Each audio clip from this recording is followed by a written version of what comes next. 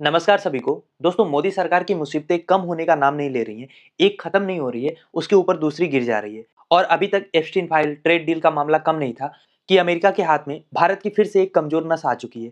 आपने खबर सुनी होगी, निखिल गुप्ता इस समय अमेरिका की जेल में बंद है। आरोप उनके ऊपर यह था कि उन्होंने खालिस्तानी अलगाववादी गुरुपंत सिंह पन्नू को मारने के लिए, उनकी हत्या के लिए शूटर को पैसे दिए। अब इस केस में निखिल गुप्ता ने अपना गुनाह कबूल कर लिया है और विश्वास करिए, ये केवल निखिल गुप्ता का मामला होने वाला नहीं है। इस एक कबूलनामे से भारत सरकार बहुत बड़ी मुसीबत में पड़ चुकी है। एक बड़ी एम्बैरेसमेंट हमारे सामने खड़ी है और इस अकेले मामले से अमेरिका ने हमारी एक ऐसी नस पकड़ ली है जिसको जब ये चाहेगा ऐठेगा। खासतौर पे ट्रंप, वो कितने बड़े निगोशिएटर हैं, कितने बड़े ब्लैकमेलर हैं, ये हम ट्रेड डील से लेके एप्स्टीन फाइल सब में देख रहे हैं। लेकिन मामला पूरा है क्या, निखिल गुप्ता पकड़े कैसे गए और इनके तार भारत में और किससे जुड़ रहे हैं, कौन सा रॉ ऑफिसर का नाम इसमें उछाला जा रहा है, आइए सब कुछ आसान भाषा में समझते हैं। तो देखिए, 54 साल के निखिल गुप्ता जो जून 2025 से ही ब्रुकलिन के जेल में बंद हैं, उन्होंने 3 बड़े चार्जेस में गिल्टी प्लीड किया है, यानी कि अपना आरोप कबूला है। पहला है मर्डर फॉर हायर, दूसरा है कॉन्स्पिरेसी करने का और तीसरा मामला है मनी लॉन्ड्रिंग का।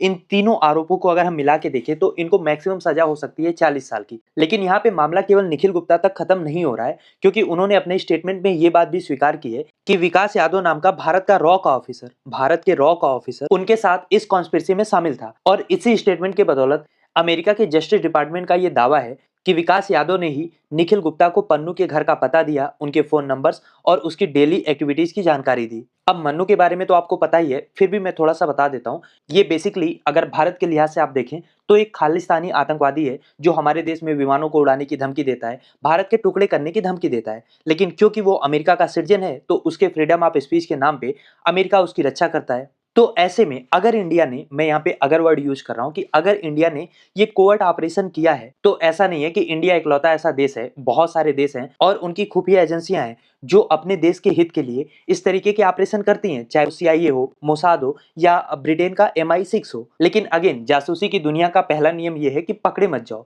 और अगर पकड़े जाओ तो सरकार से कोई लिंक साबित नहीं होना चाहिए। इसको कहते हैं प्लॉजिबल डिनाइबिलिटी। अगर मामला निखिल गुप्ता तक खत्म हो जाता तो फिर भारत सरकार की यहाँ पे कोई किरकिरी नहीं होती। लेकिन निखिल गुप्ता के केस में ये सारे नियम बुरी तरीके से टूट गए हैं और इसीलिए इसको बॉस्ट ऑपरेशन की तरह देखा जा रहा है, जो बुरी तरीके से फेल हो गया। और फेल क्यों हुआ? क्योंकि जिस शूटर को निखिल गुप्ता ने $1 लाख देने का वादा किया था इस काम के लिए, वो खुद असल में DEA, जो अमेरिका का एक ड्रग का डिपार्टमेंट है, उसका अंडर कवर एजेंट था। यानी कथित तौर पे हमारे एसेट ने, जो निखिल गुप्ता हैं, उन्होंने खुद अमेरिका की पुलिस को ही एक अमेरिकी सिटीजन को मारने की सुपारी दे दी। अब निखिल गुप्ता ने कोर्ट में जो चैन बताई है वो सीधे रॉ के दरवाजे पे जा रही है, जैसा कि मैंने आपको बताया। और आपको पता है, रॉ सीधे जो हमारे NSA हैं, अजीत डोवाल या PMO ऑफिस को रिपोर्ट करता है। ऐसे में आप समझ सकते हैं कि पूरा मामला फिर से एक बार मोदी जी तक जाके चिपक रहा है और इसमें फजीहत पूरे देश की हो रही है। और सवाल केवल एक उठ रहा है कि क्या दिल्ली के टॉप लीडरशिप को इस टारगेटेड किलिंग की जानकारी थी?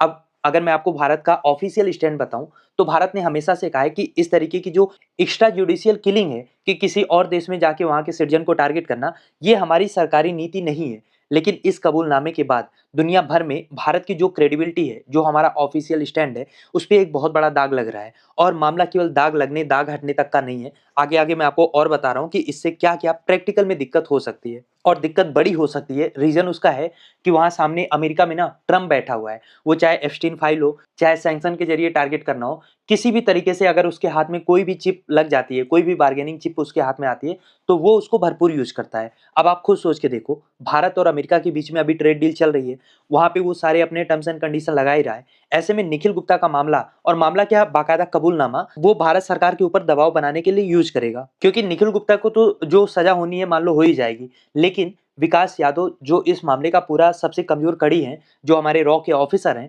अब FBI ने उनको अपनी मोस्ट वांटेड की लिस्ट में डाल दिया है। हालांकि रिपोर्ट यह है कि भारत में भी उनके ऊपर एक लोकल किडनैपिंग का केस दर्ज हुआ है और ऐसा माना जा रहा है कि उनको अमेरिकी गिरफ्त से बचाने के लिए ये एक तरीके का लीगल सुरक्षा कवच उनको दिया गया है, ताकि कल को अगर अमेरिका विकास यादव के एक्स्ट्राडिशन की बात करे तो कम से कम भारत ये कह सके कि अभी उनके ऊपर तो हमारे यहाँ ही केस चल रहा है, तो आपको कैसे दे सकते हैं। लेकिन फिर भी अमेरिकी एजेंसियां इसका दबाव बढ़ाएंगी और सूनर या लेटर उनके एक्स्ट्राडिशन की रिक्वेस्ट अमेरिका से आनी ही आनी है। और उस टाइम दो ही मामला बचेगा कि अगर भारत उनको सौंप देता है तो ये हमारी पूरी की पूरी खुफिया एजेंसियों का मनोबल ही तोड़ देगा।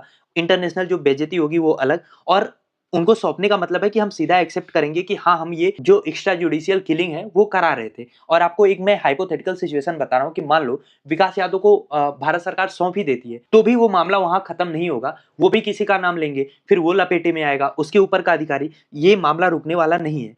और अगर भारत नहीं सौंपता है, जिसके चांसेस बहुत हाई हैं, तो अमेरिका हमें नॉन कोऑपरेटिव और state sponsor of transitional repression घोषित कर सकता है। इससे क्या होगा? इससे होगा ये कि भारत पे एक तो डिप्लोमेटिक प्रेशर बनेगा, कल को इस नाम पे अमेरिका सैंक्शन भी लगा सकता है। और जो उनका फाइव आइव्स का ग्रुप है, जिसमें यूएस है, यूके है, कनाडा है, ऑस्ट्रेलिया है, न्यूजीलैंड है, वो सब मिलके भारत के ऊपर प्रतिबंध लगा सकते हैं। और ये हमारे लिए बहुत बुरी सिचुएशन होगी कि इधर चाइना और पाकिस्तान जैसे दुश्मन से घिरे होने के बाद हम सारे पश्चिमी देशों से भी दुश्मनी ले लें। इससे पहले कनाडा ने भी भारत के ऊपर हरदीप सिंह निज्जर, जो कि एक खालिस्तानी है, उसकी हत्या का आरोप लगाया था।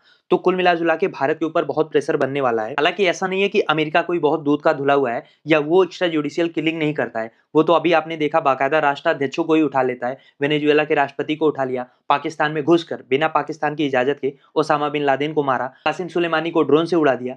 तब उसको कोई अंतर्राष्ट्रीय कानून या कोऑपरेशन याद नहीं आया। लेकिन अगर भारत अपने दुश्मनों की बात करता है, जो हमारी संसद पर हमले की धमकी दे रहे हैं, हमारे विमानों को उड़ाने की धमकी दे रहे हैं, तो फिर अमेरिका उनको बचाता है फ्रीडम ऑफ स्पीच के नाम पे।